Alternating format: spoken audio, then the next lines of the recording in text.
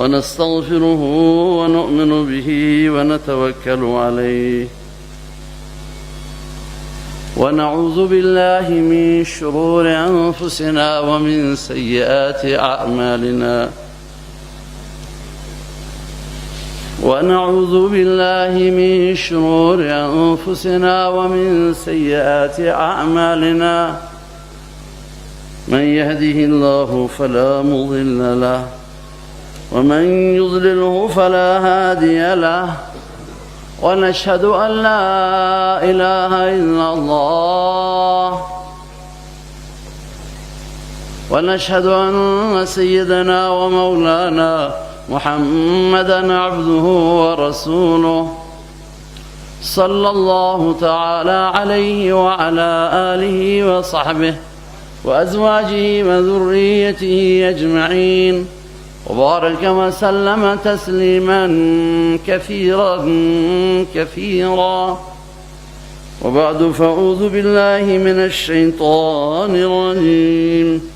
بسم الله الرحمن الرحيم.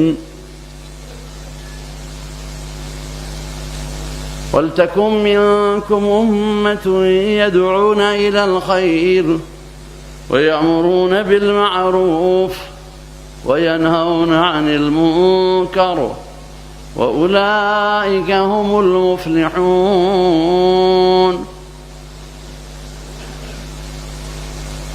وقال سبحانه وتعالى في مقام آخر: والعصر إن الإنسان لفي خسر إلا الذين آمنوا وعملوا الصالحات وتواصوا بالحق وتواصوا بالصبر. وعن أمير المؤمنين سيدنا عمر بن الخطاب رضي الله تعالى عنه قال: قال رسول الله صلى الله عليه وسلم: إنما الأعمال بالنيات وإنما لامرئ ما نوى.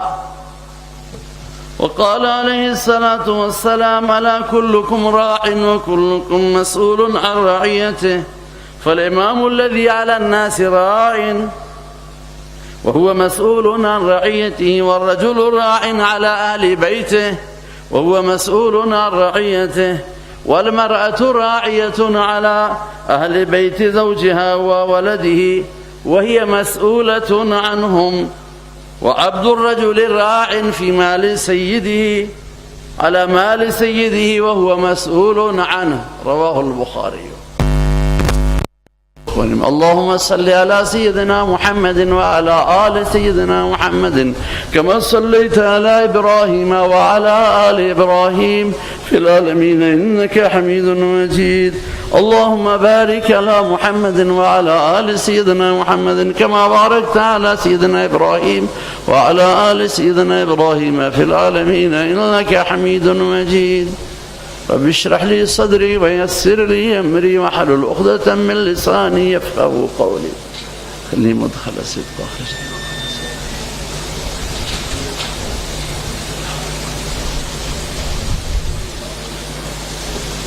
سروران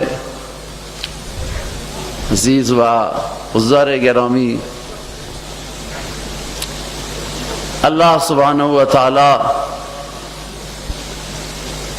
شرفهای متعددی از بین مخلوقات به ما عنایت کرده است. شرف اول اینه که الله تعالی به عنوان انسان ما را اشرف الخلق قرار داده است. ولقد خلقنا الانسان فی احسن تقویم، انسان را در بهترین قالب و در بهترین شکل و در بهترین هیئت آفریدیم. و آن خود انسانی که قدر نمی‌داند و راه غلط را، راه خطا را، مسیر نادرست را انتخاب می‌کند. جای دیگه می‌فرماید: ولقد کرمنا بنی آدم وحملناهم في البر والبحر ورزقناهم من الطيبات وفضلناهم على كثير ممن خلقنا تفضیلا. بنی آدم را، انسانها را شرف بخشیدیم، کرامت دادیم، عزت دادیم و در دنیا اونا را مخدوم موجودات دیگه قرار دادیم. اینا بر شتر سوار میشن، بر حیوانات، بر وسایط نقلیه، ولی کسی نیست، موجودی نیست که برعکس از اینها کاری بگیرد. اینا از همه کار میگیرن. الله بهشون عقل داده، برتری داده و شرف بخشیده. و رزقناهم من الطیبات، تو رزق روزیشون نگاه کنن،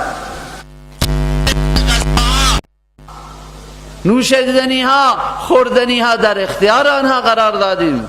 و آخرش می فرماید و فضلناهم علی کثیر ممن خلقنا تفضیلا، از خیلی مخلوقات اینها را خوب برتری دادیم و فضیلت بخشیدیم و افضل کردیم. انسان ها شکر کنند. اما شرف دوم اینه که الله سبحانه و تعالی ما را هدایت بخشید از میان انسان ها. خوب امتهای گذشته هم هدایتی داشتن، خیلی از امتها هدایت یافته بودن، مسلمان بودن. اما شرف سوم اینه که امت حضرت رسول صلی الله علیه وسلم قرار داد. پیامبری که خیلی از پیامبران و خیلی از امتها وقتی به اونها گفته میشد چنان پیامبری می آید و چنان امتی خواهد داشت، پیامبران آرزو میکردند که شرف امتی بودن حضرت رسول الله را احراز کنند و این شرف را دارا باشند، ولی بسیاری از شرف اختیاری نیستند. این الطاف الله. شکر کنیم، تو دل بگوییم الحمدلله، به زبان هم بر زبان بیاوریم الحمدلله و حق این نعمت ادا کنیم. اما شرف چهارم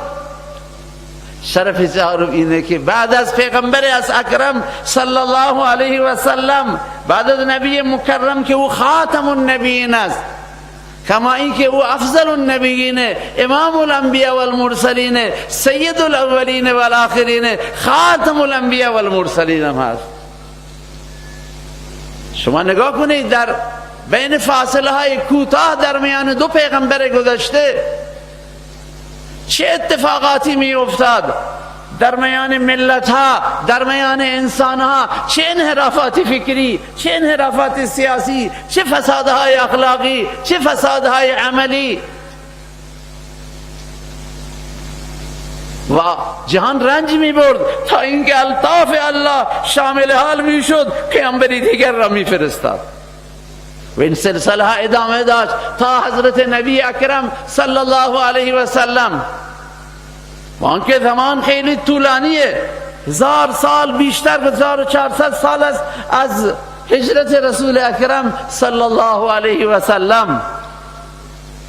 اما این عقیده را ما داریم که هیچ پیغمبر جدیدی دیگه مبعوث نمی شود. سیدنا عیسی می آید و به عنوان این که یک امتی است و یک پیغمبر هم هست و یک امتی است، برای این امت خدمت می کند، مأموریت های خاصی داره، ولی به عنوان پیغمبر جدیدی مبعوث نشد. حالا این نگاه کنیم سروران عزیز، چطوری این شرفه و کل امت جانشین پیغمبر شده است. دقت کنید، امام ولی الله دهلوی صاحب کتاب معروف حجت الله البالغه ازالت الخفا، یک اندیشمند بزرگ در قرن 12 گذشته، جا داره که فرهیختگان ما، دانشگاهیان ما، علماء ما، طلاب ما زندگی این بزرگ مرد را مطالعه کنند. الحمدلله به فارسی و به عربی هم در دسترس است. ناشران توجه کنند، خوب چاپ کنند و به قیمت مناسب عرضه کنند، تبلیغات کنند. امام ولی الله دهلوی انسان عجیب و غریبی بود. الحمدلله دارن در ایران هم درباره افکار و اندیشش مطالعه میکنند. یکی از برادران فریخته دانشگاهی که رساله فوق لیسانس یا دکتراش بود، همین هفته آمد گفت من درباره زندگی شاه ولی الله و افکارش دارم مطالعه میکنه. این مرد عجیبی بوده.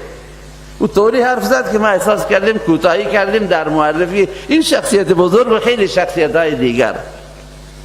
ایشون میفرماید بعثت رسول اکرم بعثت مقرونه هست. بعثت مقرونه یعنی چی؟ ساده بگویم یه پیغمبری هم الله مبعوث کرد که حضرت محمد رسول الله افضل الخلق و احسن الرسول افضل الرسول و در کنار او به امتی را مبعوث کرد. کلمه مبعوث برای امت به کار رفته است. امتی هم مبعوث شد که نیابت پیغمبر را بعد از او انجام بدهد. اولین طلایه داران این کار و این مقام کسانی هستند که لقب عظیم و با شرف صحابه کرام را به خود اختصاص دادند. صحابه پیغمبر بودند که اولینشون ابوبکر صدیق و احساس ابوبکر صدیق در برابر این منصب این بود که اینقص الدین و انا حی، امکان نداره من باشم گرچه پیغمبر نیست در میان ما ولی من باشم و دین آسیبی ببینند، این ممکن نیست. همین احساس را تک تک صحابه کرام داشتند، خلفای راشدین، مهاجرین، انصار و قاطبه صحابه. حتی صحابی که نمیشه صحابی را عادی گفت ولی به اعتبار خود اونها درجهش کمتر بود، وقتی به دربار رستم میرسد به ایران در زمان حضرت عمر، سعد ابن ابی وقاص فرمانده کل قوای، رستم میپرسد چه چیزی باعث شده شما به خاک کشور ما پا گذاشته اید؟ شما همون گرسنگان دیروزی مگر نیستید؟ شما همون نیستید که در جنگهای طایفه‌ای و خاندانی هلاک می شدید و از تمدن کمتر برخوردار بودید و محتاج بودید که از جانب ما چیزی به شما گسیل داده شود؟ گفت بله، ما هرچی میگویید همون بوده ایم، اما الله ما را شرف داده، الله ما را مقام داده. اون مقام اینه که الله ما را فرستاده. الله ابتعثنا، ما دیگه اون نیستیم. حالا ما مأموریت داریم، حالا ما مسئول امت ملت ها هستیم، مسئول هدایت انسان ها هستیم، مسئول جوامع بشری هستیم. این مقام چهارم عرض کردم، این نعمت بزرگه و یه صحابی این باور داره. در حقیقت او از طرف خود نگفته است، از طرف تمام اصحاب ترجمانی و سخنگویی کرده و از طرف ما که بعداً می آییم هم گفته است.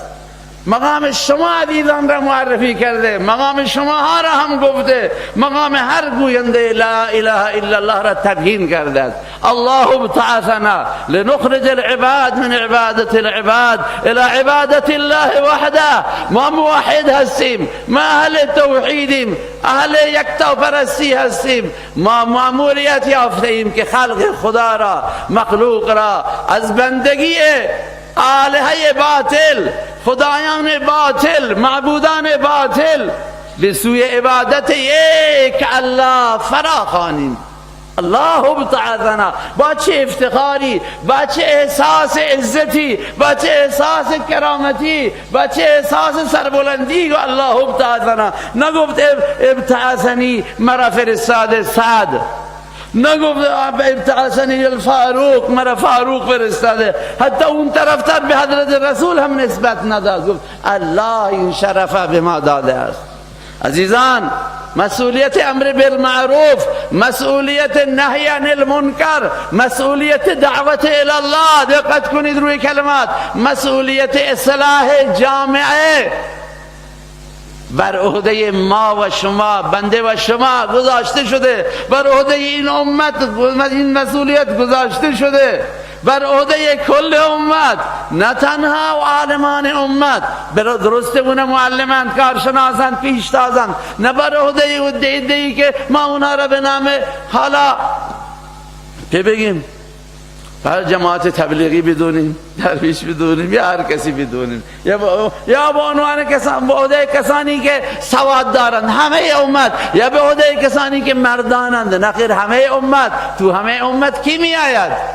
هر طبقه ای داخله. حتی زنان به نص قرآن موظفند، مسئولیت دارند. میفرماید در سوره توبه، دقت کنید به آیات الله و به فرمانهای الله و با باور و یقین گوش کنیم و خاصه این آیات را دقت کنیم و فکر کنیم که ما چقدر عمل کرده ایم و چقدر در این راستا تقصیر ورزیده ایم. احساس تقصیر است که انسان را حرکت میدهد که این تقصیر را دور کنم، استغفار کنم، ادامه ندهم. میفرماید والمؤمنون والمؤمنات بعضهم اولیاء بعض. مردان مؤمن و زنان مؤمن همکار یک دیگرند، همراه یک دیگرند، هم فکر یک دیگرند، یاور یک دیگرند. یامرون بالمعروف و ینهون عن المنکر. امر بالمعروف میکنند و نهی عن المنکر می نمایند، از گناه باز میدارند، به نیکی تشویق میکنند و ترغیب می نمایند. و یقیمون الصلاة و نماز را برپا میکنند، نه تنها میخوانند برپاش میکنند، یعنی محیط نماز فراهم میکنند. جای جماعت نیست جماعت را اقامه میکنند، جای سستی است مردم را تشویق میکنند. و یؤتون الزکات و زکات میپردازند. و یطیعون الله و رسوله و اطاعت از الله و رسول مینمایند. اولئک سیرحمهم الله. اینا هستند که قابل رحمت میشوند به زودی. رحمت الله، مهربانی های الله به زودی اینها را در آغوش قرار میدهد. ان الله عزیز حکیم. الله غالبه، الله قدرتمنده، حکیمه، الله فردانه و با حکمته. الله استوار کار، سنجیده کار است. الله هر کارش بر حکمته، میداند چه مسئولیتی به کی بدهد. لذا سروران عزیز، خواهران گرامی، همه ما این را احساس کنیم، همه ما باور کنیم. تنها اون مقام حضرت ربعی بن عامر نبود، او در حقیقت عرض کردم که از همه، از جانب همه ادای سخن کرد. الله ابتعثنا، الله ما را مبعوث کرده لنخرج العباد من عبادت العباد الى عبادت الله وحده و من جور الادیان الى عدل الاسلام. و ما آمده ایم به این دنیا و ما مأموریت یافتیم آقای رستم بفهم که مردم را از ستم ادیان، آیین‌های باطل، آیین‌های جور و ظلم بیرون بکشیم، به عدالت اسلام بیاوریم. و من ریق دنیا الی سعتها، و از تنگنای این دنیا، از گرفتاری های این دنیا به فراخنای آن دعوت کنیم. شیوه زندگی شیوه زنکیه، شیوه تنگیه، شیوه نامطلوبیه. مسیر زندگیتون غلطه، شما در همین دنیا هم با این شیوه احساس مشکلات میکنید، ولی اگر شما به راه اسلام بیایید فراخنا میبینید، راحت میبینید، عزت میبینید، اقتدار میبینید، آرامش میبینید. اینه که از ضیق دنیا به فراخی خود دنیا و این روایتی حالا فراخی آخرت هم هست. این چیز بود سروران عزیز که مسلمانان را برجسته کرده بود. هر مسلمان به یک کشور می رفت تنها بود، احساس می کرد که من باید نیابت پیغمبر انجام بدهم، من مسئولیتی دارم در قبال اعتقادات این مردم، اخلاق این مردم، رفتار این مردم. من وظیفه دارم که برای اصلاح اینها تلاش کنم، برای هدایت اینها تلاش کنم، برای اینها غمخواری باشم، برای اینها ناصحی باشم، برای اینها دلسوزی باشم. اینه که میبینیم با ورود یک فرد به یک کشور، به یک شهر، حالا روستا کمه، کشور تغییر میافت. بعد از مدتی کشور دگرگون میشد، مردم هدایت میشوند، ولی او حرف هم میزد، عمل هم میکرد. او خود را داعی الله میفهمید. او باور داشت این آیه سوره یوسف را که الله میفرماید به رسول اکرم صلی الله علیه و سلم قل هذه سبیلی ادعو الی الله، بگو این است راه من که به طرف الله، توحید الله، یگانگی الله، عبادت الله، اطاعت الله، محبت الله، بزرگی الله فرا میخوانم. انا خودم، بگو ای پیغمبر خودم کارم اینه، و من اتبعنی، و کسی که پیرو راستین منه و هم کارش همین است. لذا عزیزان گرامی کمی فکر کنیم ما چقدر به این وظیفه عمل میکنیم، ما چقدر احساس مسئولیت میکنیم. این مقامی که الله داده، این عرض کردم این یک مقامه، این یک عزته، این یک شرفه. این مقام استادیه، مقام اصلاحه. یه استاد دانشگاه احساس میکنه که من باید این دانشجوها را درس بدم، تربیت کنم. یه پدر احساس داره که من مسئول این خانواده هستم. مدیر یک اداره یه احساس وقتی او را از میان مردم مدیر کردن، به او اعتماد نمودن، به صلاحیت های او را گویا امضا کردن. عزیزان این امت گویا صلاحیت داره. ما فردی از این امت گویا صلاحیتش تایید شده نزد الله. این است که بعثتش مقرونه، همزمان با بعثت رسول الله امت مبعوث شد. فرمود انما بعثتم میسرین ولم تبعثوا معسرین. شما ولی آسان بگیر باشید، در راه دعوت حکمت داشته باشید، دانا باشید، یاد بگیرید، آداب شفرا بگیرید، ولی شانه خالی نکنید از زیر بار این مسئولیت. این مسئولیت شرفه، این عزته، به شما اعتماد شده. شما مدیر جهانید، شما تدبیرگرانی هستید، شما معلم بشریتید، معلم انسانیتید، شما مصلحید، شما مجددید، شما داعی الاللهید.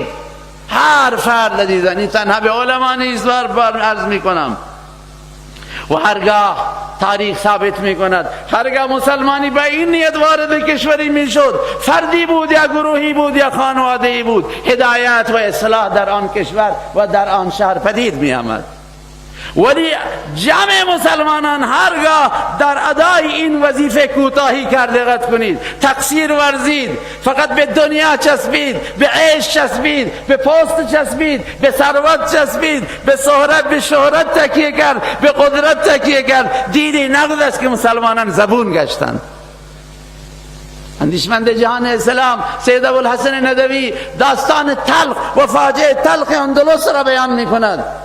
عربها حکومتی داشتند، به شان و شوکتی رسیدند، ولی چهار سوی خود را فکر نکردند، به مردهای جغرافیایی خود نیندیشیدند، نصرانیان را خوب دعوت ندادند، غیر مسلمانان را خوب دعوت ندادند. گفتن به قدرت برسیم، به شهرت برسیم، در جنگ با همی گرفتار شدن. خون این را چطوری بریزیم، اون را چطور زیر پایش خالی کنیم، اون را چطور از قدرت دور کنیم و خودمون جا بنشیم، چطور وسایل عیش و رفاه را فراهم آوریم. از مقصد اصلی که دعوت الله بود، از مقصد اصلی و هدف اصلی که اصلاح ملت ها بود، از هدف اصلی که امر بالمعروف و نهی عن المنکر بود، شان خالی کردن.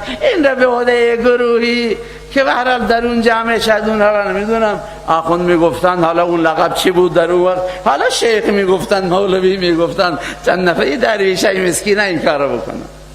من یه عزیزی را که سردار یه طایفه بود و برادرش تو کار تبلیغ بود، گفتم برادرت برادر خوبیه، ماشاءالله، چنین برادری الله به شما داده. او در جوابم جایی که مرا تشویق بود، بله درویشه، بیوست درویشه دیگه، به خاطر همین درویش که خداوند تو را عزت داده، خانوادت را عزت بخشیده، ای مرد چی میگویی؟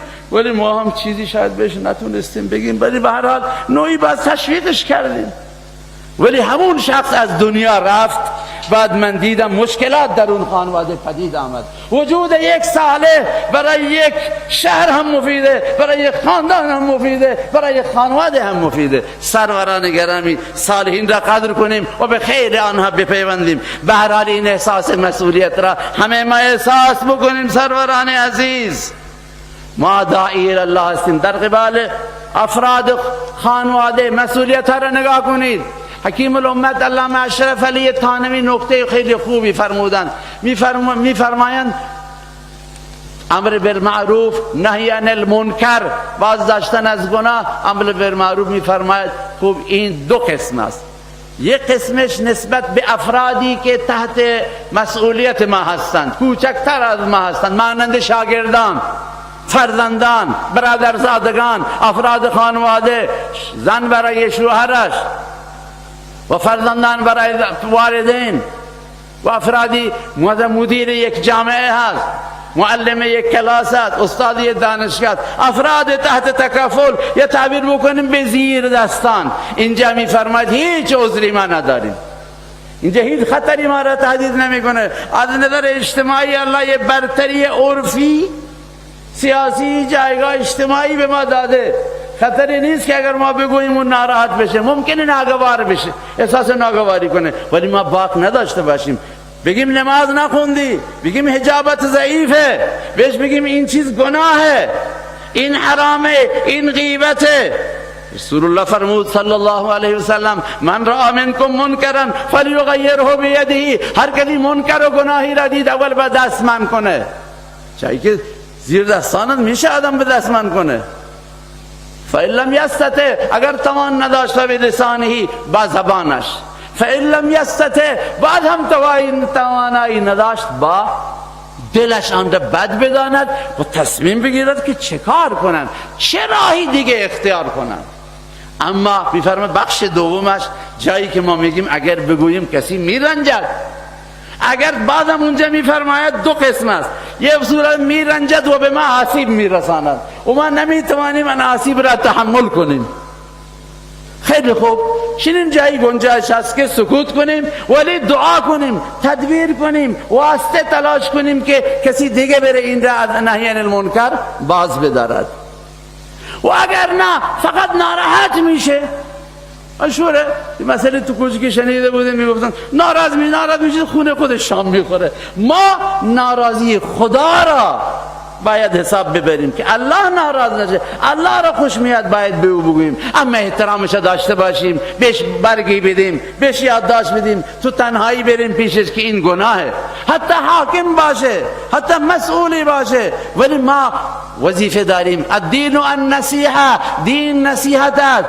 قالوا لمن، برای کی؟ برای خدا و رسول هم خیر خواهی کنید، یعنی حرف خدا را بزنید، اطاعت خدا کنید و رسول سنتش را احیا کنید و مسلمین خیر خواهشون باشید. لذا سروران عزیز هیچ کسی حق ندارد از مسئولیت شانه خالی کند. حضرت رسول این امت را تشبیه کردند به دو طبقه کشتی. فرمود کشتی هست دو طبقه دارد، سرنشینان طبقه اول و طبقه دوم.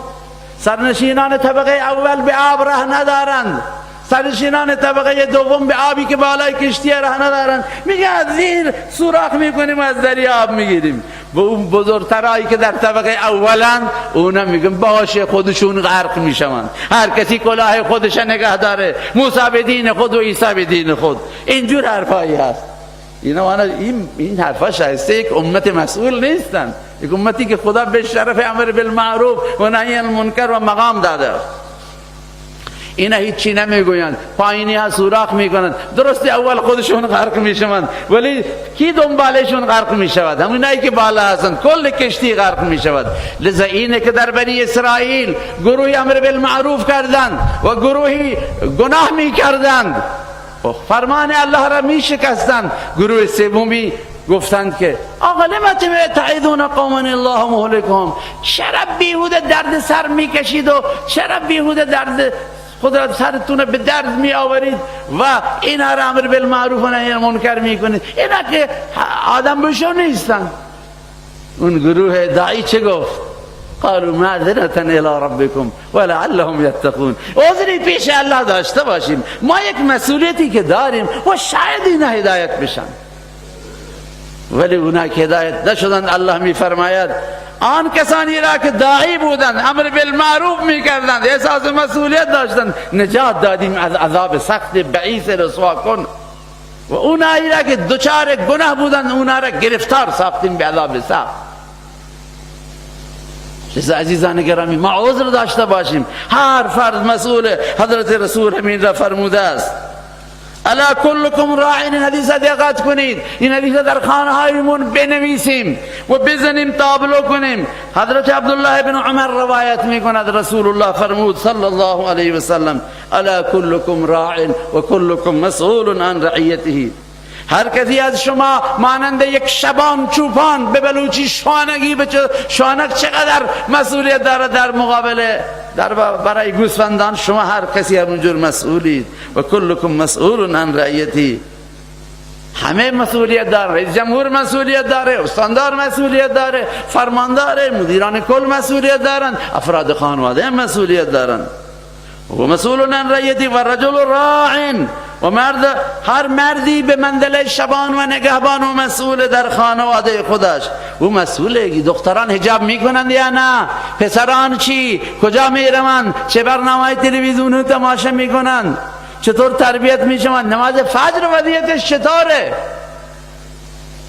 خیلی من خوشحال شدم و یک واقعه را فراموش نمی کنم. دانشجویی را در تهران دیدم چند سال قبل. گفتم تو چطور به نماز فجر بلند میشی؟ گفت مادرم وقتی موبایل هم نبود، گفت مادرم زنگ میزند از زاهدان مرا بیدار میکند.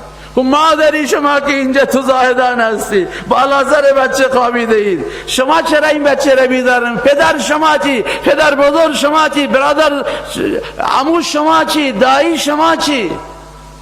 برادر بزرگتر شما چی؟ خواهر بزرگتر شما چی؟ گناه میبینید دست میگیرید یا نه؟ من میکنید یا نه؟ والمرأة راعیتون. زن مسئولیت دارد بر اهل بیت زوجش و فرزندانش مسئوله. و اگر خادمی هست در خانه اون مسئولیت داره. الا کلکم راع و کلکم مسئول عن رعیته. مسئولیت خیلی مهمه. مسئولیت عزته و بی تفاوتی نیست در کار. سروران عزیز همه دقت کنیم. خداوند متعال همه را احساس مسئولیت عنایت بدهد. اما کی ما به این مسئولیت عمل بکنیم؟ چند نکته این هم یاد داشته باشیم. کسانی که بدانند، باور کنند، یقین داشته باشند به حرفای خدا.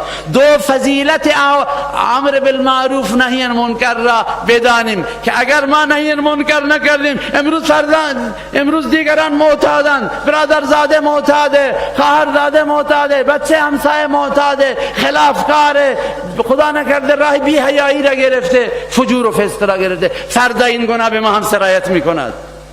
فردا نوبت بچه منه. لذا برای حفظ خودمون این کار را بکنیم. 3. اگر ما از گناه جلو نگیریم تر و خشک میسوزد.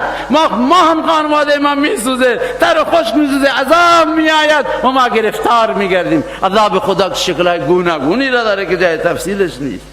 لذا سروران عزیز و اگر ما امر بالمعروف و نهی عن المنکر بکنیم، ما مشابهت به حضرت رسول الله پیدا میکنیم و نزد الله مقام میابیم، نمره میگیریم و هر کسی به تلاش ما و دعوت ما و دعای ما و فکر ما و برنامه ریزی ما در مسیر درست میفته، ما در ثوابش کاملا شریک میشیم. اگر حرف ما را نپذیرفت، بعد هم ما انشاءالله ثواب میبریم و نزد الله درجه حاصل میکنیم. امیدواریم به این تصورات و با این تفکرات انشاءالله کوتاهی نکنیم. و سروران عزیز، اما به هر حال وقت تمام شده. همانطور که استحضار دارید حضرت شیخ الاسلام حفظه الله و متعنا الله والمسلمین به طول حیاته، الله تعالی ایشون را لحظه به لحظه توفیق خیر بگرداند و در جهت خدمت به اسلام و مسلمین و جامعه ما بیش از پیش توفیق عنایت کند.